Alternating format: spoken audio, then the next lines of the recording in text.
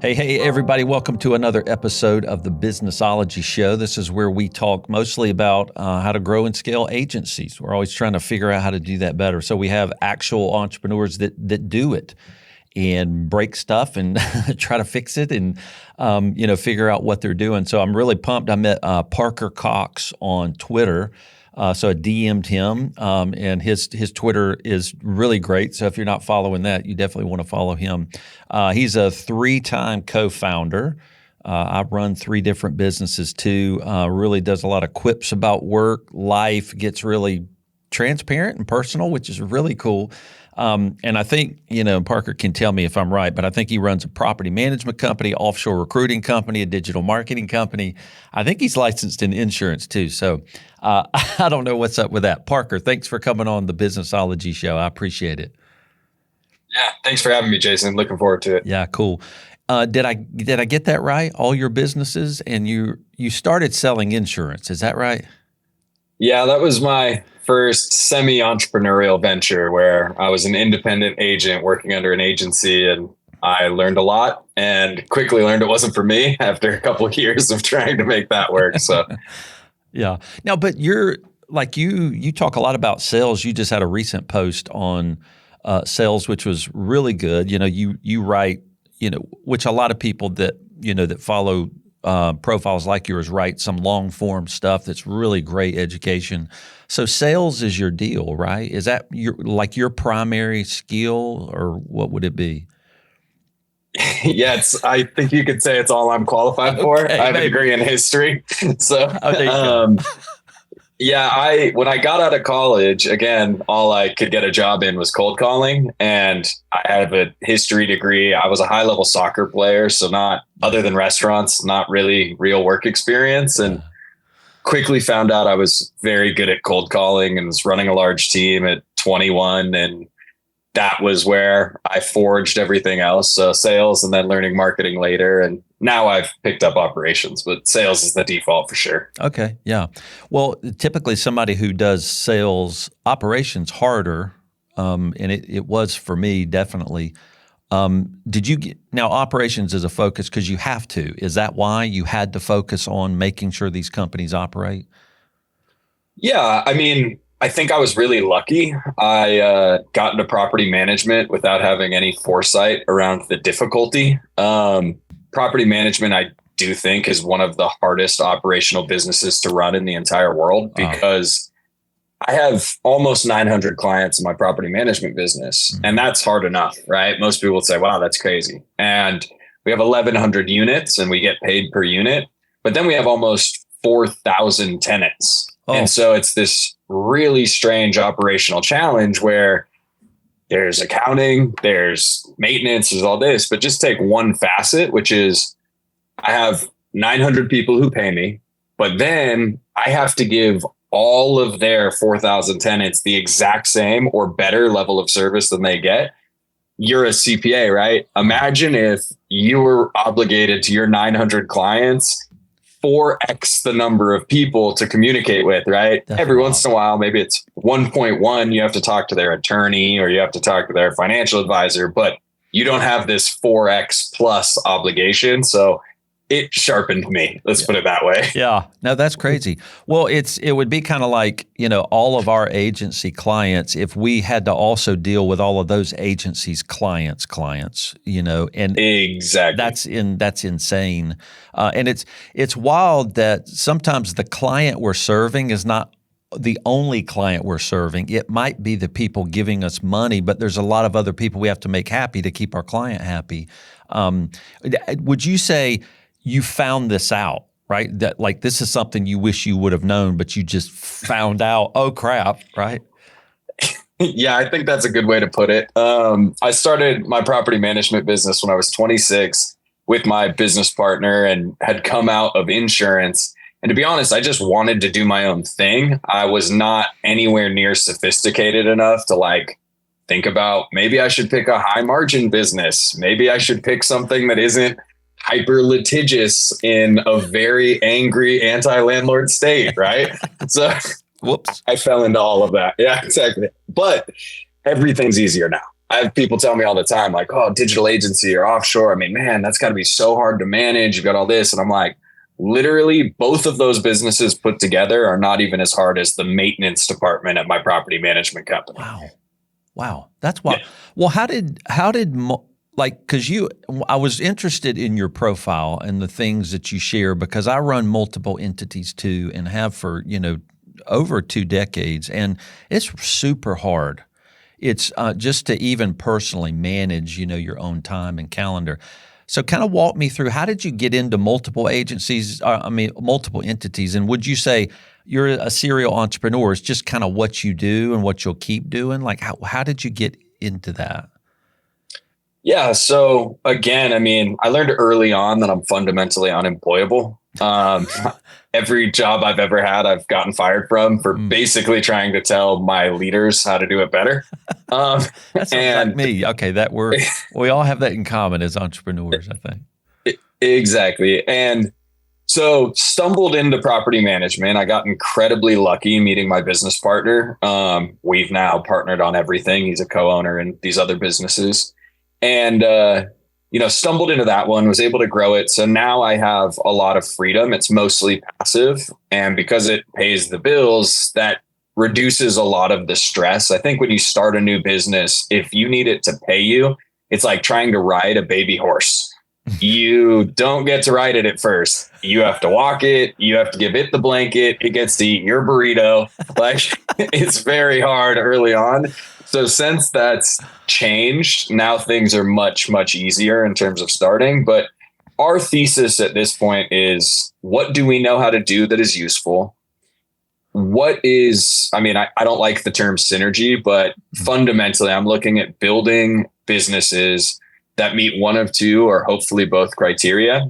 They either make the businesses I already have better, easier, faster, more profitable, or they will make any other business I want to do better, faster, more profitable. And so digital marketing, that applies to every business I'll ever do. Sure. Having that agency and making money with it is very helpful. Same with offshore recruiting. Every business I'll ever have benefits from me being able to snap my finger and find a really high quality person quickly. Yeah, it's wild. A lot of these businesses you need, I guess, in your own life, in the businesses you've owned. So are you really one of your clients? Obviously, I guess your digital marketing agency, it runs your digital marketing, and you pull from, offshore labor from your offshore labor company. Is that what you're doing? Both of them are literally scratching my own itch, then doing it pretty well. And then people asking me, how are you guys getting these results? And I'm an entrepreneur. Enough people ask you that. There's a business here. So that's how we launched it. Right. And, I'm a starter. I wrote a post about this that maybe you saw, but it's like, I used to think I wanted to build a $100 million or $1 billion business and be in the boardroom and ring the bell on the stock exchange. It's only in the last couple of years I've realized I'm a pirate. I'm not a naval officer. I like to get enough structure, build out a fleet, find something great, and then I hand that and sail off into the sunset, pursuing the next treasure. That's what makes me happy. Is that really a holdco strategy? Are you going to add a lot more companies, and you kind of want to move towards a holdco that kind of manages other leaders managing this business, or do you want to stay involved in these three? At the risk of sounding like the most arrogant person you've ever had on this show, if I could wave a magic wand, I'd prefer to be, and my business partner is the same, kind of like Larry and Sergey, and then we need an Eric Schmidt when we have these, right? Yeah. We want to be strategic in how we're involved, as opposed to responsible for the core operations day to day. But I'm probably like you. What I do as my hobby is think about business and ways to do things and adjust models. And so I just get a lot of joy out of the thinking and designing of it. I'm a little past enjoying the doing of it, but I think you get my point. Yeah. Yeah. Well, I think that's a misconception a lot of times for people who see entrepreneurs who are multi-entity owners. It really is a lot of fun, and we just spend time thinking about it. I doodle, ideas and the structure that we could form things into. And so people can often say, well, you're a workaholic, right? They need a label for it. And it really is one of those things, if you have a passion for something, then you don't have to work a day in your life, is that saying. Do you have to battle that labeling? It's like, hey, you work too much, Parker. And you're like, I'm not really working. Like, how do you balance that messaging, or do you have to? Yeah, I think I'm fortunate that generally people get it. I also have 4 kids, so I have life, gets in the way in the evenings, right? I have a very, very successful friend who I think literally would work 24/7 if he had the opportunity. He's that obsessed. But imagine you're into CrossFit, or you're into working on classic cars or building model train sets. Yeah. If you come home from work and then, eat a little dinner and then go out to the garage and work on your car, nobody looks at it like you're obsessive. The difference is, for me, my work and my car obsession they happen to be the same thing. So when it comes to the evening, am I working or am I just enjoying my hobby? Does that make sense? Yeah. Yeah. Well, it all blends together, right? And so I think, but it's wild. Other people can label us, and you have to, it makes you feel bad sometimes, or sometimes they're right. Sometimes they're calling you out and you needed to be called out. But a lot of times people's labels about you, or about any of us, are wrong. And there's just things mentally we have to battle about that. Yeah. I mean, I think when you look, a lot of people look at someone, especially someone with kids like me, right? Like I spent 1.5 years away from my kids traveling to go build these companies. Now it was Monday to Thursday commutes, and I was there on the weekends, and I made sure not to miss the special events. And I don't think if you ask my kids, they'd feel like I was an absentee dad, right? I coach soccer, do that stuff. But it's like, there's a spectrum. If I was presented with the option, 0 to 18, you'll never see them, but you'll come back, a 10 billion, a decabillionaire, or 0 to 18, you don't have a job. You're with them 100% of the time, and you live off food stamps, and you are, Section 8. Which one of those is the better example for your kid? Well, if those are the extremes, I chose not to pick either one. I found my happy middle, which says, I want to set an example of pursuing goals and trying to create wealth and provide value, while still being what my version of a good dad and father and husband, et cetera, is. Yeah. And it's hard. That balance has to be what you and your family decide it is, not what anybody else says about it, which is really important. So, how do you, are these 3 businesses you have, you kind of said they're scratching your own itch. They seem unrelated completely. And I know you use them all. So is the next business, will it need to be related in some way? Or are you just saying, no, it can stand alone on its own value? How will you do the next one, if you will? Yeah. So I've got a project that is starting right now that's kind of in secret. But what I'll say is, again, if the existing businesses make that easier, and then it has to meet a couple other requirements, or it will make the existing businesses better, that basically is enough for me. Now, having managed property through COVID in Oakland, California, I have certain things that I just won't touch anymore.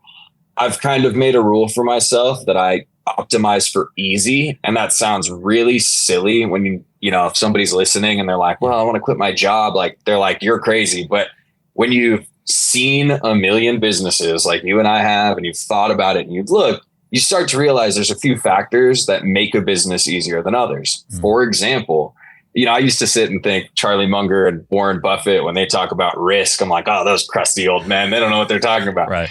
Well, it's like, you get a letter in the mail from some, obscure regulatory agency, and all of a sudden regulatory risk becomes real, right? You have somebody try and misreport on their workers' comp claim when you terminate them, and all of a sudden employee risk becomes real.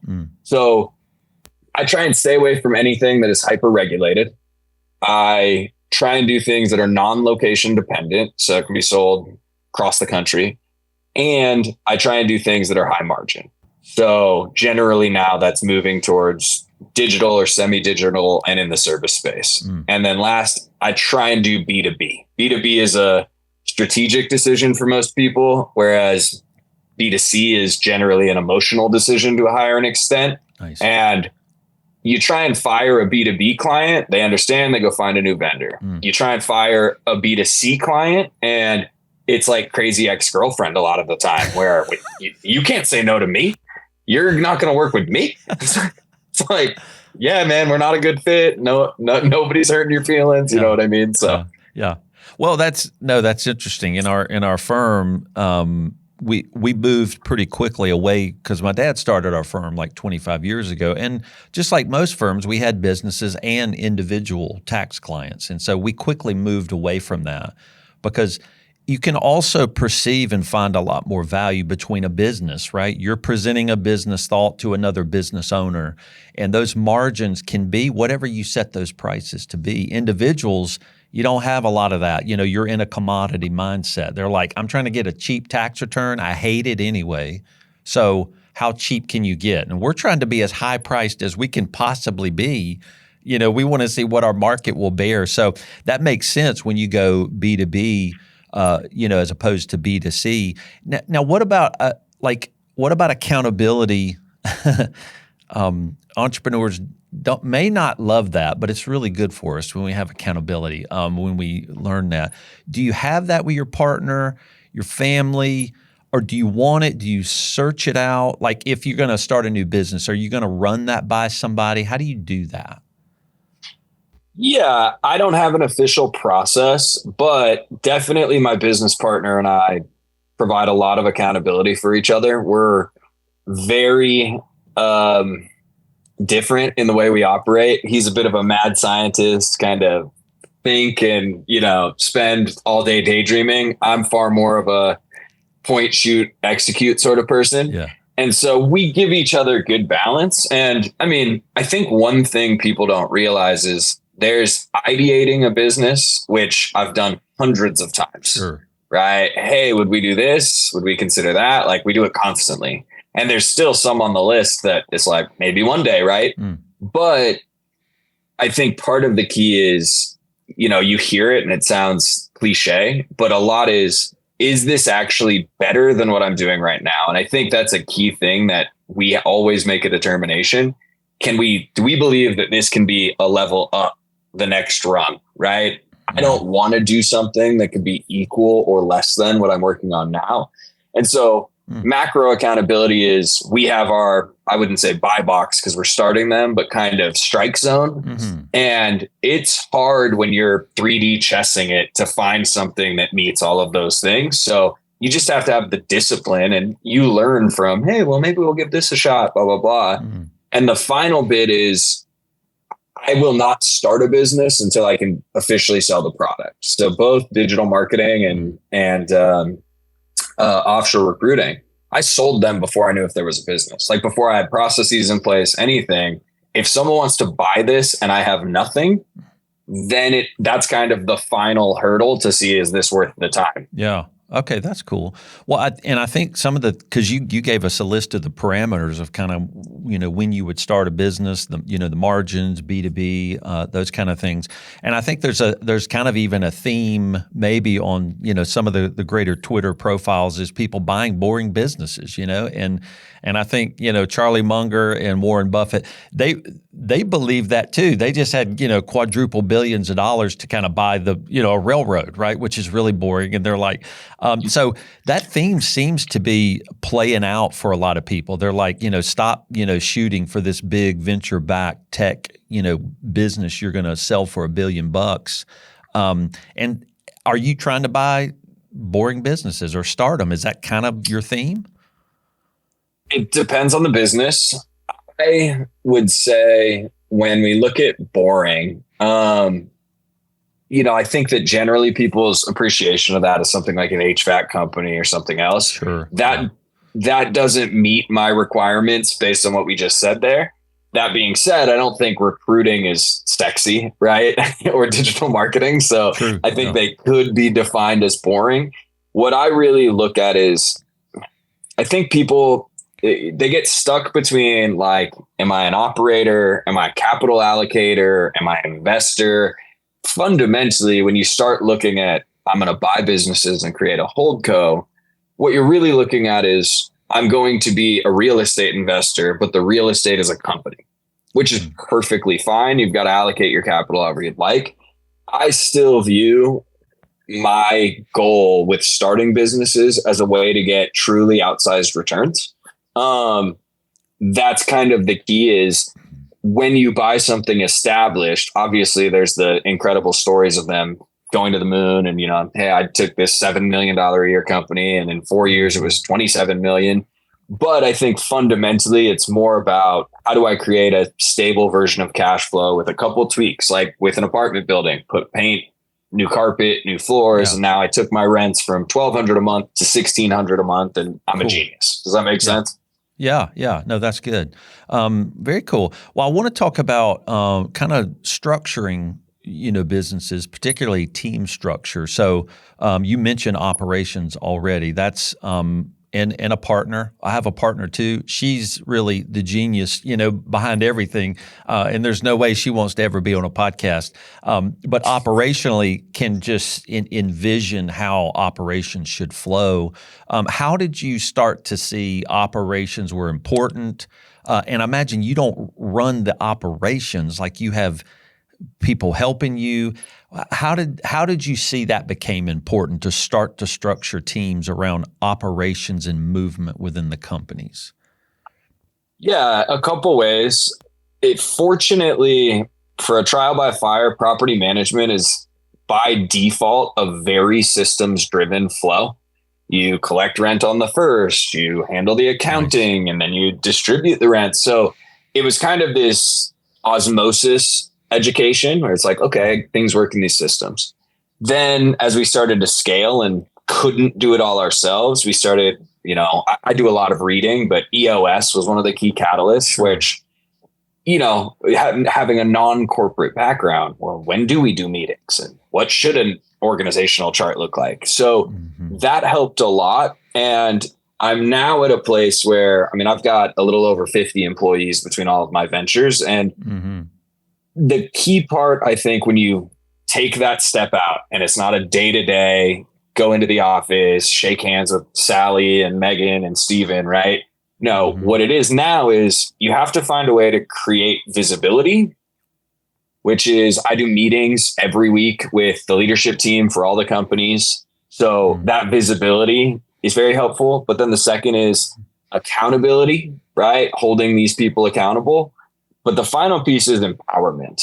And that's the hardest part, is especially in a small company, employees are used to saying, hey, Parker, how do I do this? Yeah. And you have to train them to realize, I don't get to ask someone when I don't know. I figure it out. I experiment. And so you create kind of a lab where they can experiment and try. And when you've done that enough dozens of times, now they're empowered to try and solve things without looking for the easy button of what's in my brain. Okay, right. And so, because our team, a great team, want to please you. They want to do it, the way you're doing it. And you're like, well, I'm okay if you break some things, and I know I'm not going to be with you as much as you think you may want me to be available. And I don't want to hurt you in that way. Now, do you have to create a safe culture for them to feel like they can try stuff, break it, and Parker's not going to get mad at them? I think that's definitely a part of it. This is probably counterintuitive, but in our pre-show discussion, the questions, you mentioned something you do differently. I was too nice. I thought that everyone was like me, where it's like they're just intrinsically motivated to do a good job, etc. Right? They feel ownership of the organization. And I do think you need to create a place where you're not yelling and screaming at someone. But at the same time, I think you need to be very careful to not insulate them from the consequences, right? If somebody makes a $10,000 mistake and you just say, yeah, no big deal, I'll handle it. It's a big deal. If you took $10,000 out of their pocket to pay for it, they'd learn a very different lesson than no big deal. So being more clear with the impact, the outcome, and more transparent in that way was a big turning point where I'm not firing you. I'm not yelling at you, but you need to see that this isn't just buttons on a keyboard. Something real in the real world with real dollars just went wrong, and you need to appreciate that. Yeah, no, that's good. I think I saw this this great woman entrepreneur quoted, or she didn't. She linked up an article the other day on LinkedIn, and she said leaders are always kind, but they're not always nice. And the article explained some of that, and I was like, oh, my partner saw that, and I was like, that's it, right? We have to be. There's got to be reality. And we like to tell, the entrepreneurs we coach with in our team, your role has weight to it, and you feel that weight. It feels a certain way. It's weighty, and that's because of the value of the role and the value of who you are. So when you do something valuable in our companies, you're gonna feel that it's valuable, and a lot of times that feeling is accountability, responsibility, and the realities of what things have done. So. Yeah. It's funny. I'll give you one that I think you'll like based on that comment. I'm a massive Arsenal fan, which is a soccer team in London, and we have a very good coach now. Didn't for a while, but he was recently asked, we're challenging for the title, and so some players aren't playing. He recently asked, hey, is there any disquiet in the dressing room, people upset? And he's like, of course people want to play more, but there's a difference. When I'm benching someone, I'm benching the player, not the person. And that, I think, is a interesting way to look. It's like when we're making adjustments to a system or I'm giving feedback to the teammate, not to the person. And I think that distinction is really helpful from a management perspective. No, that's beautiful. That's a beautiful example, because people can get feedback on their role and fulfilling their role, and then they take it personally. When we didn't intend that, and a lot of times that's on us as leaders to kind of do that better. But those examples make sense. So, well, how do you do? Do you have common team? So if multiple entities, sometimes you'll have shared team. It sounds like you do have a shared partner. The partners with you in all those entities. What about your overall team? Are they shared team or not? Not primarily. My executive assistant works across all three organizations. And then we have basically our head of marketing is the same in all three companies. He's kind of like our lieutenant and has small ownership stakes in the two new businesses. So he's the only one with visibility across all of them. But other than that, we prefer to kind of keep people's eye on the ball, that they're like in the game they're playing. Yeah. Okay. Yeah. No, that's nice. And so you'll kind of keep it. How do you stay in touch with all of them? Like, what are the rhythms of the meetings? Is it always Tuesday at 9 a.m.? Is this meeting 10 a.m. at 1 is always this? How do you do that? Yeah. So we run a leadership meeting across all companies, same time every week. My business partner and I talk a lot, but we always check in first thing in the morning, go over what's going on. And then basically departmental meetings also happen same time each week. Now, you hear a lot of people say bad things about meetings. There was such a waste of time, all this. Meetings have changed our business 100%. It gets everyone in the same room talking about the same problem, but you obviously need to make sure that they're high value and not wasting time. But we like meetings. Yeah. No, we do too. We're virtual. I'm sure your companies are all virtual, obviously, if you have offshore. And I don't see how there's any way to get humans on the same page unless you actually meet. Obviously, crappy meetings that are a waste of time is something we just don't have time for that, so we're going to always plan those, structure those, bring agendas, pull them down to 30 minutes if we can. I think we all default to an hour, and we're starting to try to just cut those in half. And it's amazing what you can get done in shorter amounts of time. But yeah, meetings are vital for the things we do. Yeah, 100%. Yeah, 100%. Yeah. All right. So how do you stay out of the day-to-day? I know you love the intricacies of building up a business, spinning it up, but you do have to move away from those day-to-day activities. How do you do that? Do you go, all right, now I'm going to hire a person and put that on them, and then I'm out? Like, what's your process, or do you have one? This is going to sound silly. So yes, generally hiring someone is the end state, but I found myself so deeply entrenched a couple years ago that it's like, it was mental health issues, it's just working constantly. Right. And I think especially early on, if there isn't a lot of extra capital, the goal is like, somebody's got to do it. I guess it'll be me.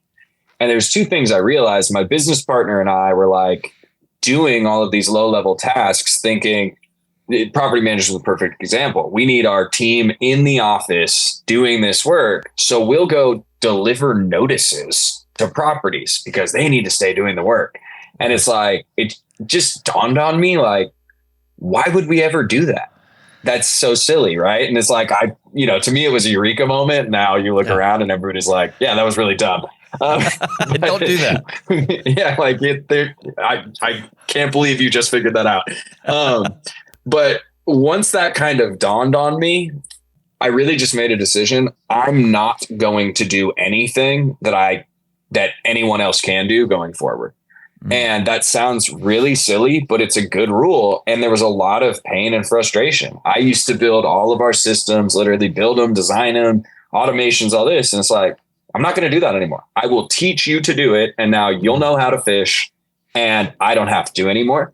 And so once that rule came into play, of course, there's still times I have to jump in and build a template here or do that. But I'd say it's reduced 90% because I'm hurting them. I view when you, the business owner, are doing all this stuff, you're like the tall tree in the jungle canopy, preventing sunlight from getting down to these saplings and preventing them from growing.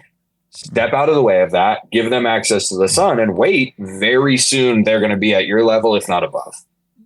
I love it. And I love your examples. Man, these are great. I'm going to be stealing all these examples of the soccer player and the tree in the jungle. I'm loving this. Good stuff. So I've learned a long time ago, because I don't know, as entrepreneurs, we get into a lot of what we do and we claim, I want to run my own business for my own freedom, right? It's like, I want freedom. And we actually create a place where we'd have no freedom, right? We become overwhelmed by our business. So I learned to structure my calendar. Now we teach a lot of strategic calendar management that has a lot of rhythms. And if I share my calendar, an image of it online, it's fully strategically blocked, right? And so it looks like, oh my God, you have no life, when actually it's all planned and it really allows me to do most of what I want. But I get blasted if I do something like that. You've shared some of that too. So how do you look at the strategic nature of blocking a calendar in advance? How do you leverage that to get most what you want and to do all the things you want to do in life with your family and your work? How do you do a calendar? Yeah, I'm sure you guys are far beyond where I am. I am a fan of time blocking. I view the beginning of the day is when I'm most creative. So I try and keep that for creative discussions with other people, high level management, problem solving, that sort of thing. I try and do sales calls, which I'm still in both the other businesses, midday, because I'll be tired if I'm not on a call. And if there isn't a call, I can find myself leaning back and, like catnapping. And then the end of the day is I use it as kind of reflection, strategic analysis, check in, close all the loops from the day and that sort of thing. Within that, obviously there's adjustments and things change and you got to be dynamic. I think having a belief that your calendar is going to be written in marble is not how it works. But another key thing that I focus on is I try and have one free day a week, which is like, unless it's a specific sort of meeting, I don't do anything on that day. It's only get caught up on work, creative thinking, execution, etc. Because as well as I do, especially when you're doing things like connections with Twitter, all this is like, it can fill up fast. Yeah. And so having some rules around what won't happen, I think is just as important around what will happen. And I'm fortunate that when it's nighttime, my kids need attention. I coach one of their soccer teams, right? So it's pretty easy for me to stop. And then I generally will kind of check back in at the end of the night. And, I get up early and work out because I think that's a very important thing. And I used to work on weekends constantly. For the last 18 months or so, I've done everything in my power to kind of set a rule. So I probably only average maybe 3 hours of work on the weekend, which is really just letting the dust settle, figuring out what next week looks like, et cetera. Yeah. Well, entrepreneurship is just not a 40-hour, that's just some predetermined time frame. And I think entrepreneurs know that, but, many people want people like us to clock in and clock out, and it doesn't work that way, unfortunately. Well, I think the way I define that is if you want to be an entrepreneur, you can get flexibility, but you will give up convenience. Right. There's times you got to handle something at 10 p.m. on a Thursday night because you just do. And that doesn't mean that Thursday at 10 a.m. you can't go to your kid's recital. You probably can if you plan it in advance, but you're trading one for the other. Yeah. Yeah. So go to the recital, and you might need to hit something at 10 p.m. that night after you get them in bed. And it's really it's a series of choices, right? Those are, getting better at making our choices is where we can really truly win, and not getting frustrated that, I'm the one who chose to go to the recital. I'm the one that's doing it at 10 p.m. because I made that right choice. It's what it came with. So, well, Parker, we'll wrap up here, but what have you learned about being a leader? Kind of what would you tell people you wish you would have done differently as a leader, and what does even leadership mean to you? That's a good question. Leadership to me means helping people achieve the outcomes that they want in alignment with the team, right? If somebody wants to be a dentist and they start working at my property management company, it's kind of hard for them to achieve their goals and the company's goals. But creating alignment between individual goals and outcomes and company goals and outcomes, I think, is fundamentally leadership. That's the strategy. And then the tactics is management. How do we actually get those two things to align? I think a lot of it is I just didn't know what I didn't know. One of the hardest things in the world is to fire someone, and it doesn't get any easier, but you break that seal and you start thinking about, how was I responsible here? Could I have coached them differently a few months ago, given them more poignant feedback? When you see someone a deer in the headlights, it's like, I failed. You should have seen this coming. Right. Yeah. I guess the one thing I would do differently if I could go back from a leadership standpoint is more clarity around impact. I think that people really benefit from that. And a company is better when somebody feels like they can make a real contribution. And so being clear on, you do this thing and it's important because X, right? It's not, I need just the how from you, and the what, I'm going to give you the why. Why does this matter? And I think that's an essential component to good leadership that it took me probably far too long to learn.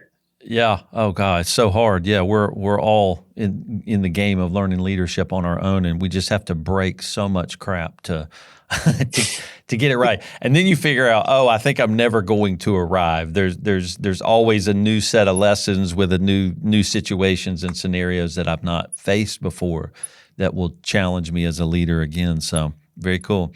Well, Parker, thanks for coming on the show. What's your Twitter handle so people can follow you?